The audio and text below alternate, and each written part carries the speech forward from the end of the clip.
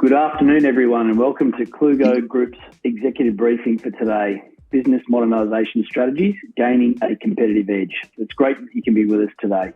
Firstly, the session will run for about 30 minutes. We'll have about 20 to 25 minutes of content and then some 5 to 7 minutes or thereabouts during the allocated question time towards the end of the session. It's a great pleasure for me to introduce our presenter today, who's going to talk to us about business modernisation and gaining a competitive edge. This subject is deeply interesting to business leaders and executives seeking to create a culture of continuous improvement which leads to a distinct business advantage.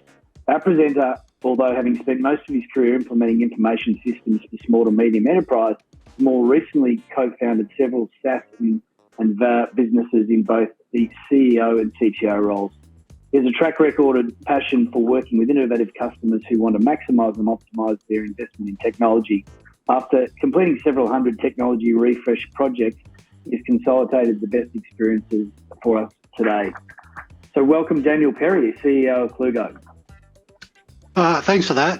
It's a real pleasure to be here today, and I appreciate everybody attending. This topic, business modernisation strategies, is something that's close to my heart and our team's heart, because we spend time with many organisations helping them understand the relationship between people, culture, systems, and processes.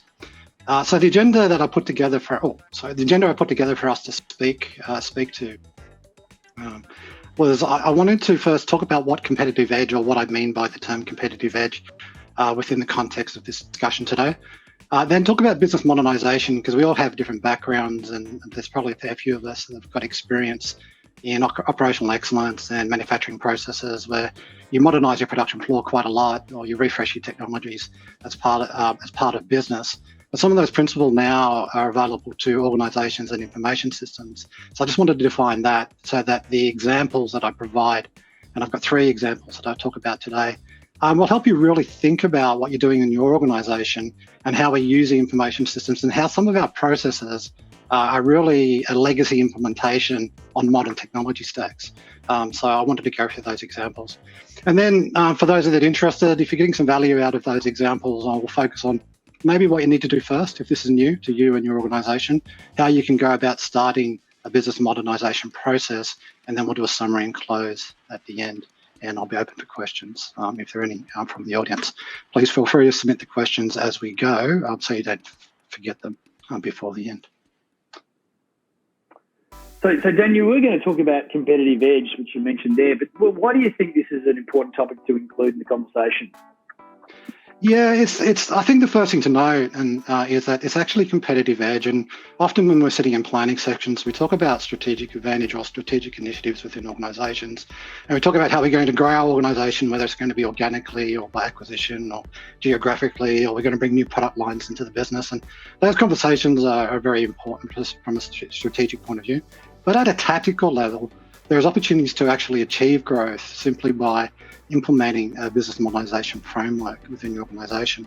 So I'm advocating that if you're doing these things within your organisation regularly, and I'll talk about some examples, you are generating a strategic edge over your competitor, a competitive advantage within your organisation by doing this operation. And I think the source of growth to me, or what I've experienced or in working with other business leaders, are that we tend to focus on innovations as maybe R&D and product leadership, when we could be looking at innovations within our organisations of a regular process.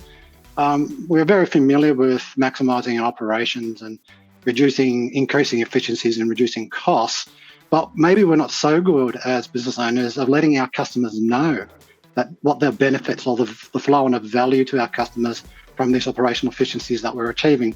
For example, as an organisation, if you're focused on maximising reducing your production costs, that flow of value can go on in the form of a price competitive advantage to your customers, or it can go in the form of quality.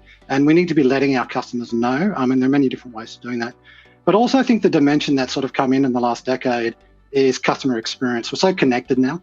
In all parts of the supply chain, or all parts of doing business with our customers, partners, and suppliers, that improving the customer experience as part of creating a competitive edge will be a prime driver for growth. Now, I think many organisations do look at these things and may use different terms, but overemphasising any one of them at a particular time will actually hurt one of the others. So it's not really like the market disciplines, so the disciplines of market leaders, where they talk about operational excellence, product leadership, and customer intimacies. They advocate that you can only probably do one or two of those to gain an advantage at a strategic level. I'm talking about we need to be doing all three of these all the time within the company. And if you do all three of these all the time within your organization, you have the potential of creating a business advantage. So what I'm saying here is that we want to create a competitive edge. And if we do that by looking at innovative practices, efficient operations, and improving our customer experience, we'll generate growth other than the other strategic types of growth that we've talked about. And in generating that growth, as you're a growing organization, you get a business advantage. So I'm going to talk about Apple just very briefly. We're all familiar with Apple, but I want to talk about some things that they do that we may not focus on as consumers. So obviously the innovative products, innovative supply chain, you can do an entire presentation on that. So we won't do that. The operations are pretty amazing as well. The very high quality products, very few issues. They reiterate their innovation over and over again every year when they do new versions. It's their customer experience that people enjoy the most, though, and why they're strong Apple advocates. And what they did was innovate their customer experience, even at the things like the unboxing experience that you have with the product. In fact, unboxing an Apple product became a meme on YouTube, and their whole channel's dedicated to unboxing products now. In fact, I remember when I got my first Apple, when I experienced the beautiful packaging and how you fold it and open it up and get the phone, compared to when I got my first Android a couple of years later, it was literally bubble wrapped in a plastic bag. That's how it was shipped to me. Now, of course, competitors have caught up, but not only did they innovate their experience of unboxing, you can go to a retail outlet and get excellent customer service. And you've also then got Genius Bar, where you're going to get excellent customer support. Even if you do chat help on their online system, it's excellent as well. And that's why they're one of the largest companies in the world. So just using that example, having to think about within your organization, are you maximizing your operations, how you go about doing things within your business with a focus on delivering an excellent customer experience? And that's what I'm talking about in generating source of growth for your organization. That's great. So, and you're going to talk about it now, but what is that your definition of business modernisation? And I guess, in sharing this with the audience, what was the intent of talking about this? Was it about that alignment that we can have so that we're all talking about the same thing? Yeah, look, that's a great. It is alignment, so we can talk about the same thing, but it is actually a thing. It's not a. It's like Sigma. It's like Lean. It's business modernisation. If you look at very early examples, you're on the production floor. You've got a process. You've got a machine that's end of life. You need to refresh it with a new machine, so you get new technology. So you have to redesign your process because it may be doing things differently, and then over time you modernise your entire production line. Not all companies have production lines, obviously. In fact, the bulk of organisations are services. So taking those principles of where you're merging people, process, and technology, and modernising it. If you take those principles, what does it mean to an organisation that doesn't have a production line? It might be a software company, customer service company, it could be a retail company. So what it means to those type of organisations is that the first point that we do when we look at a modernisation project within a client site, we ensure that everything that we're looking at comes from customer first. And this is different to the customer's always right, which is a customer service principle. This is that everything we're doing within the organisation, and I mean everything, from answering the phone, answering emails, to how you send out your invoices from your accounting system, how you even do collections follow-up if you have to. We look at it from the perspective of the customer first with it. So it's not about promoting, the customer is the most important thing, otherwise you'd be out of business. But we look at what we're doing from the perspective of the customer. And then we want to map the flow of value that you're adding, because if you're not adding value to your customer, why are they buying from you? If they're buying a product from you, it needs to be solving a solution for them. If you're providing a service, it needs to be solving a problem for them. So we want to deeply understand that within the organisation. So modernisation says, because we have the ability to now map all of these things and see it in motion and also see how the customer responds. Look at everything you're doing from a customer first perspective. And then once you achieve that or do that, when you look at that, you can then look at all the points of relationship along the process. And what we want to do is modernize legacy systems. So that's obvious. If you've got a system that's not being supported anymore, needs to be replaced, or a system that's not actually meeting your requirements anymore, then you need to replace it. But something that few people think about is legacy processes. There are many organizations that run processes and they simply take them and implement them on new systems without taking the opportunity to remap the value to their customers. And the reason you do that is you're small, you're growing very fast, you could be medium, growing very fast, and your people are trained to do things in a certain way. So you want to do that, continue to do that, because that change within your organization can be hard because it involves change management of your team. But if you don't take the opportunity to actually do all three at the same time, which is replace the legacy system process and the way people do how things, or the value to the customer, you may find you're creating a bottleneck to change further on within your organization. So that's another aspect of modernization. And so what we're doing is fixing up legacy things. And then we need to do it continuously. So there are many frameworks, and business modernization is not the only framework or the only way to talk about it. But we need to reevaluate continuously what we're doing and recheck that value map that we've created for our organization. We are delivering the actual value that we wanted to, and we need to measure. Now, what's interesting about continuous process review, if you've got a process which is very complicated and involves many people, we want to automate it. We can have the complexity of the process itself is actually not the problem. Manufacturing is very complex. How much of it can we automate is what's actually at stake. The more we remove people from the process and automate the workflow, the more value we can actually add to our customer. So that's continuous. And to wrap it up, from what is modernization, there's been a massive shift in the enterprise system space or the business system space.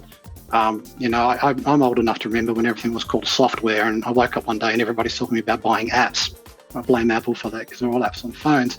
So we buy apps today, but apps are feature sets that are used to meet a specific requirement or need. Platforms, though, are different. We've implemented many systems, and many customers come to us and say, can you do this manufacturing process? Can you do this distribution process? Can you do this replenishment, demand planning thing? And the answer, yes, we can do those. Some of them we can't, so find a different solution. But most of them we can. And we're looking at the feature requirements, but enterprise systems have become so commoditized. And they're at price points. I mean, if you were bought a mid-market product today, go back 15 years ago, it would have cost you $1 million, right? And it's become so commoditized that small to medium businesses today get so much benefit out of adopting those systems. However, no one ever comes to us in the small to medium space and says, what I really need is a centralized data source with a way to customize the UI to improve the user experience. And on top of that, workflow engine. Okay. And that's what a platform is. So if you're looking for tools these days, what you want to be doing is looking for apps with all the features that also can be defined as a platform. And most of the modern systems these days can be. So that's really important. That has centralized data so you can actually optimize things. It has a workflow engine, and it has ability for you to customize the interface. Okay. That's what we mean by business modernization. That's great. Thanks. So I know you're going to go through some use cases now. Can you just share why you've selected these particular ones so the audience has some context around what you're trying to demonstrate? Yeah, so I've selected 3 examples of increasing degree of complexity or out there, I should say. And the reason I did that, and I've selected very basic things that we do already in the business to help people see that some of these things that we experience as consumers on e-commerce sites like Amazon and eBay and the Apple website, we just consume that experience with sometimes not thinking about it. We can take, and these are some of the most innovative companies in the world. We can take some of they are the most innovative companies. We can take some of that, what they're doing, and apply it to what we are doing if we're in the B2B space. And so I've selected these as, some of them we've actually done partial or all of these type of examples, but I've really extended it to really to create an example and a discussion for you in your business to say, if we were to do this in an organisation, would we be adding value to our customers? And depending on the type of business you're in, some may be yes and some may be no. So the first thing is improving the experience with dynamic sales engagement. The current generation of buyers have grown up on e-commerce sites, and they're getting a survey type engagement on the really good sites when they're going through buying decisions, and they're part of actually sometimes pricing it up. When I go to booking.com, I can see the price has changed based on how many people are reserving at some places, or how many spots are available to me right now if I don't push the button. Now, I don't know how true that is, but it's an interesting experience, and it does compel me to book the room.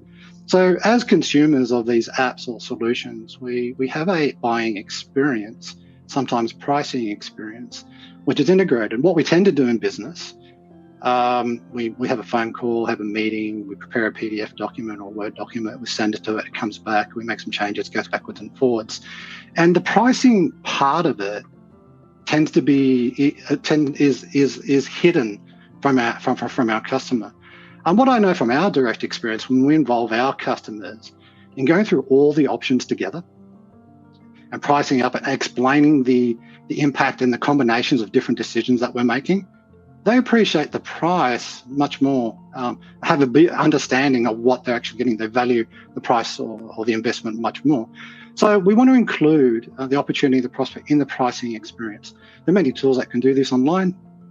You can implement a CPQ solution like a configure by quote, where they're configuring as they go, and the options are curtailed based on what they've selected and comes up with the price. We can increase the value by seeing them dynamically do that pricing and providing feedback. We can gather cues from buyers that are doing it online, or we can simply participate in the experience. We don't have to go and create a whole big e-commerce site or CPQ solution to have a dynamic pricing experience with the customer. So we have customers that implement CPQ, and it always starts as a project to automate what we're doing for sales teams. It always ends with, oh, can we just give this link to the customer? Because it needs to be that easy, and that's that example. So that's example number one. That's about creating an experience, increasing the value to your prospects or customers, creating a pricing system which removes errors. So that's improving operations and being innovative in the way you approach how you're pricing, doing your pricing experience with the customer. So example number two is transactions. It still bugs me today that years ago, decades ago, we would PDF an invoice, send it by email, download it, then upload it into another accounting system, send a remittance, download that, and upload that. Sometimes if it's Xero, it's on the same platform. It could be NetSuite, it could be Microsoft. They're actually on the same hosted environment, and we're doing this PDF download, upload thing. Right? It seems a little bit insane in 2022. But what I see some customers doing today, and we've done this project for one others, it wasn't an invoice, but an invoice is a good example, is where you don't actually issue an invoice. You give them the ability to download a PDF invoice by issuing them an online form, because you want to have an interaction with them before they process it. So if you think about an invoice where you're a services firm that's helping a company do a project, you would send that to the accounts team with a PO number on it. They would send it to their project manager for approval and coding. It would then come back to accounts for payment. So if anywhere in that cycle gets lost or there's questions, there's a roundabout conversation going on. The first time you know it as a services company, you didn't get paid.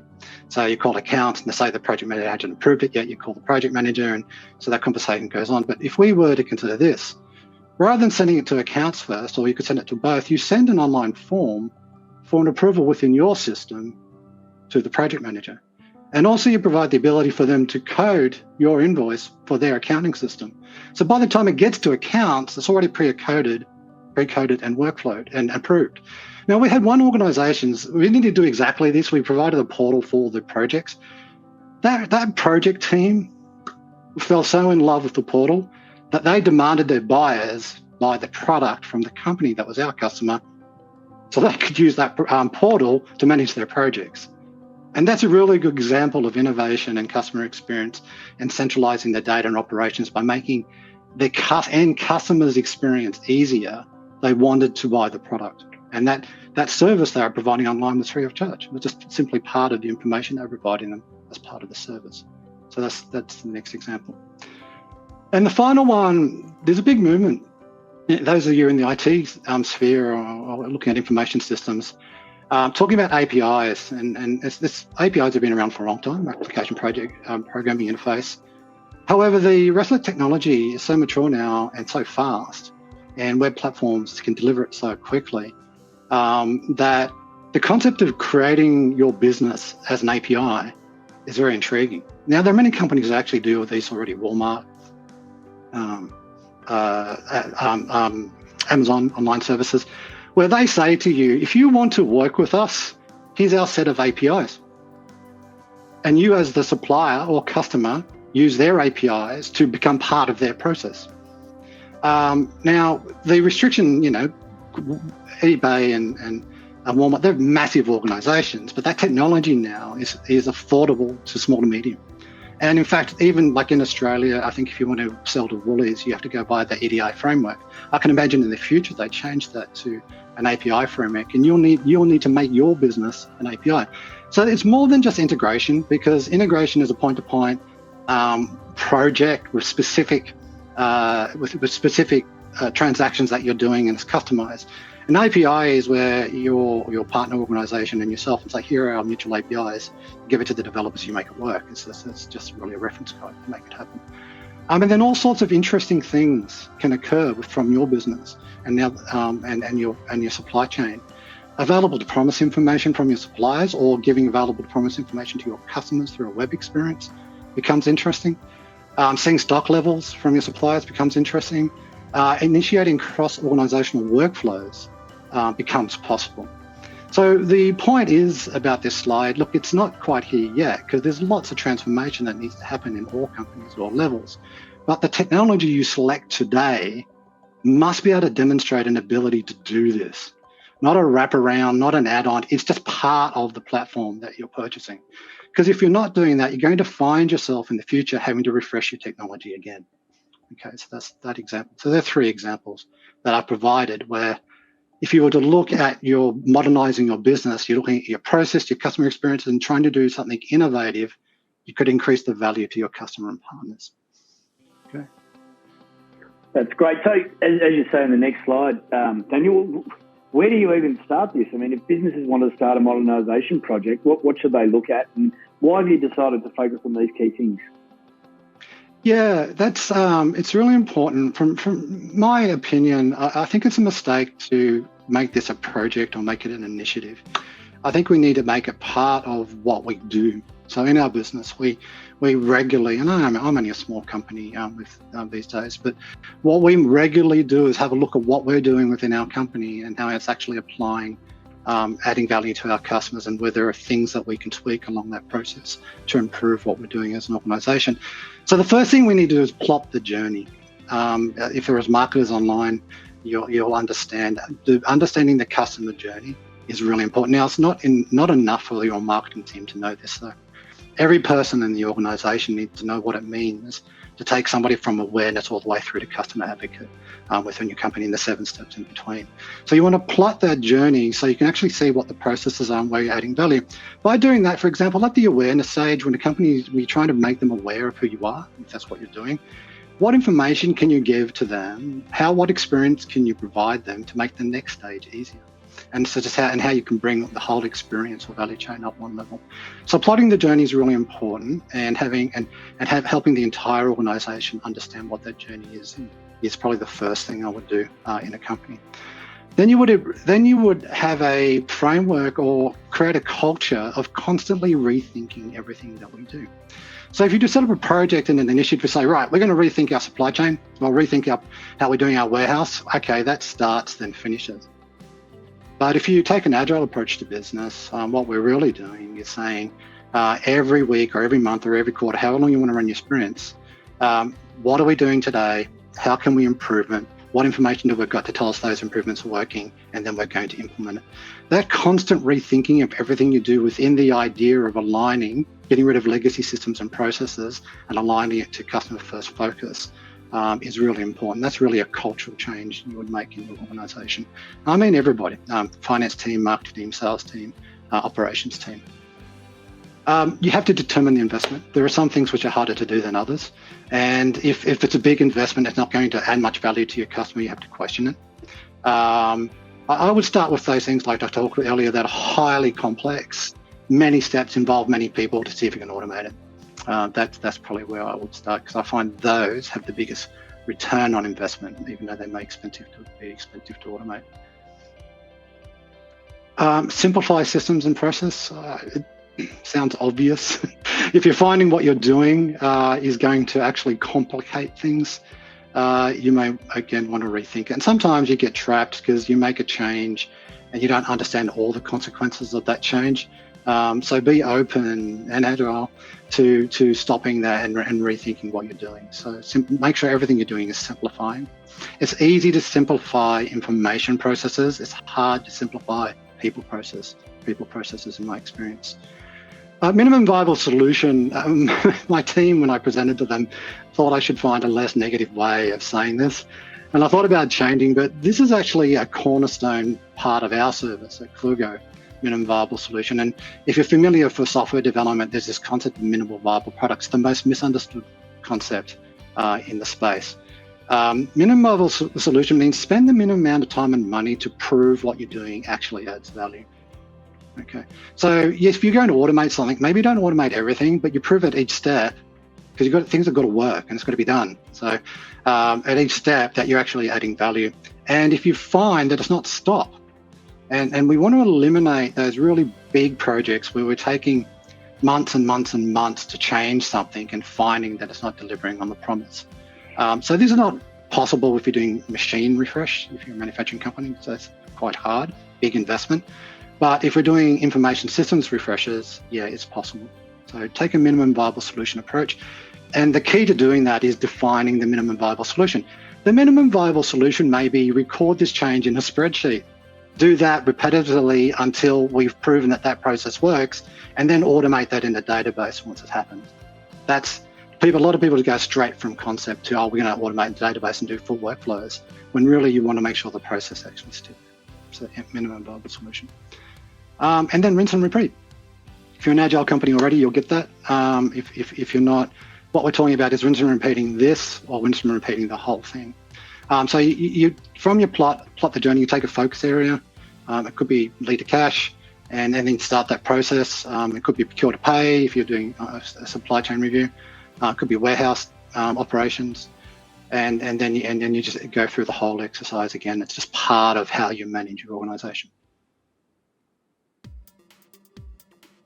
So just in wrapping it up, and thanks for your patience today, and hopefully I've provided some value. What I wanted to do for those on the session, introduce this idea that a competitive edge can come from the little things you do in your organisation, and those little things end up being innovative operations and customer experience. They're really important. The idea of modernising your business every 5 to 7 years, I think is you're too slow, quite frankly. To me, you modernise your business continuously. The pace of business has changed. That's not in doubt by anybody. But if you get onto a platform, you'll be able to do that. If you get onto an app which only does what it does, you'll find yourself stuck. And that, to me, is probably the riskiest area of solution selection at the moment. I provided 3 cases. The first use case was about providing a pricing experience to your prospect or customer. The second use case was about creating a customer experience where a transaction is mundane as an invoice transaction and adding value to your customer. And the final thing was, where do you focus first? And that's plotting your customer journey. So hopefully you found some value out of my presentation today. I would really appreciate any feedback anybody has, good and bad. I don't mind. But I was really looking to add something to the way you think about how you're running your organisations. Thanks very much, Daniel. That was great, really insightful, and I think for all audience people on the call today, I'm sure there's something for them to take away. There are a couple of questions come through. I'm just conscious of time. We did sort of advertise at about the 30-minute mark, but I think that was really important to go through that. Just a couple of quick questions, Daniel, that have come through from the audience. One here, what's the best way to determine investment? I mean, some of these, as long as a piece of string, isn't it? But where does someone start in determining what that investment should be? Yeah, look, that's a really good question, and it's really tricky and it's very hard, unfortunately. It depends on the complexity of the change, obviously. So the first thing is I would look at the elements of the cost, disruption to business, if there is one. I would also look at any technology solutions that you may need. And you just speak to vendors to get that. I would also look at any, if you're going to create, the disruption is going to be related to time, quality, or product disruptions. So you really, I think the area people underappreciate is the cost of either delay or something going wrong. If you're finding, but I think the smell test that you apply, if the investment sounds like a lot, can you break it down to something smaller which proves what you want to do? Okay. Now you can't get over if you have to spend $1 million on a machine because your manufacturing plant and the old machine's died. That's a completely different conversation. But if you're a service organization and you want to have a look at doing something like we were talking about with the invoices, because you find getting paid is really hard and slow. So what value can you add to your customer to speed that up? Well, then you first of all, you define it, speak to a partner and have them define it with you, do a minimum viable solution and get going. Because the reason you want to do an MVS is that as soon as you go live with the bit that you're completed, you're starting to get a return straight away. So if you're getting a return straight away, you can reinvest in it again if it's working. So hopefully that answered your question. That's great. You also talked about mapping the flow of value. So the question that's come through is, can you just share a bit more about that, how you do that? I mean, how do you map the flow of value to the customer? Yeah, look, it's not as complicated as it sounds. So if you pick out the customer journey or you pick out a process lead to cash, you would then, what are the major steps in that process? Then you would define the complexity of the step. You may give it a 1 to 10 or 0 to 10. Oh, it can't be 0. So a 1 to 10, a rating, a relative rating of complexity. And then you want to have a guess, and it's a guesstimate, relative value to your customer. So you might have a very complex step, which is a high level of complexity, but you might go, that's a very low value. Like the customer doesn't even see it. It might be the other way around. You might have something that you do which is very high value, but it's very complex as well. So those two scenarios, I would actually look at them first to decide, do we need to do some sort of modernisation here or improvement? You either reduce the complexity to reduce the costs and increase the customer experience.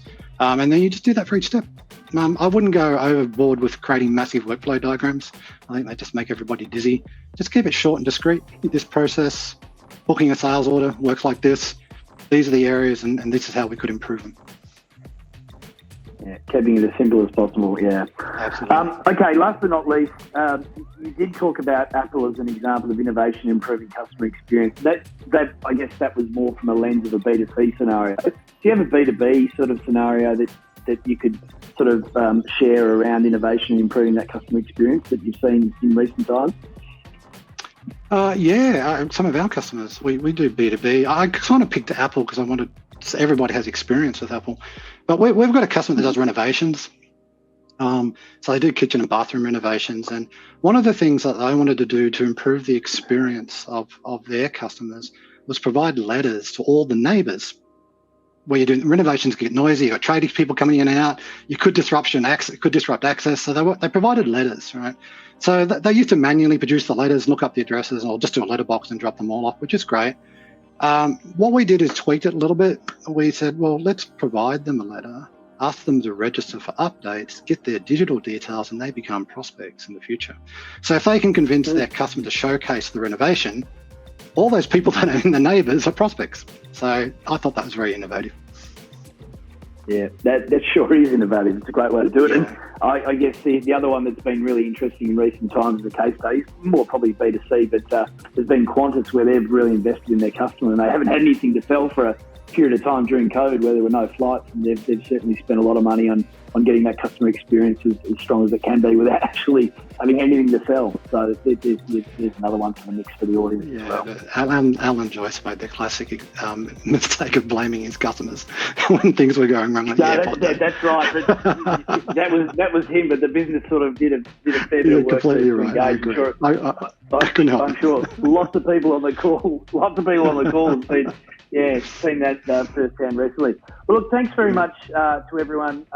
But look, if you do have any other questions, as I said, please reach out. Thank you for your attendance today. And Daniel, thanks for your insights. It was really interesting. You're welcome. Thank you for attending, everybody.